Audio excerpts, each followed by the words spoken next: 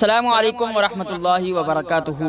ناظرین محترم، ایک سوال ذہن میں پیدا ہوتا ہے کہ کیا نبی پاک صلی اللہ علیہ وآلہ وسلم خود پر درود پاک بھیجا کرتے تھے؟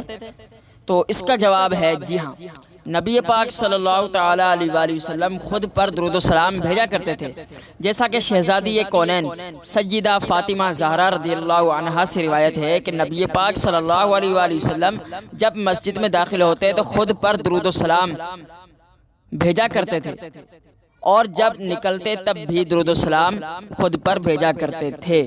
اس حدیث پاک کے تحت مفتی احمد یار خان نعیمی رحمۃ اللہ تعالی علیہ مرات المناجی میں لکھتے ہیں، اس حدیث سے معلوم ہوا کہ درود پاک مسجد میں داخل ہوتے وقت اور واپس آتے وقت پڑھنا سنت ہے، اور دوسرا یہ معلوم ہوا کہ خود بھی نبی پاک علیہ الصلوۃ والسلام اپنے اوپر درود پاک بھیجا کرتے تھے۔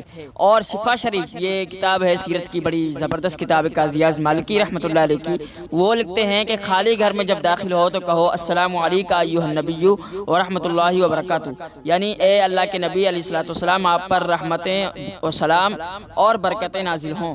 تو نبی پاک علیہ الصلوۃ والسلام کی مقدس روح جو ہے وہ مسلمانوں کے گھروں میں آتی ہیں اور سلام کا جواب دیتی ہیں، اور اس کے ذریعے گھروں میں خیر و برکت نازل ہوتی ہے۔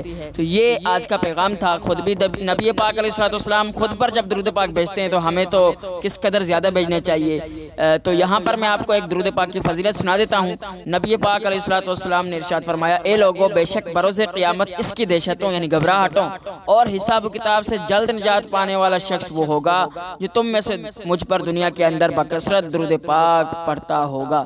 صلو علی الحبیب صلی اللہ تعالی علی محمد وعلی آلہ وصحبہ وبارک وسلم۔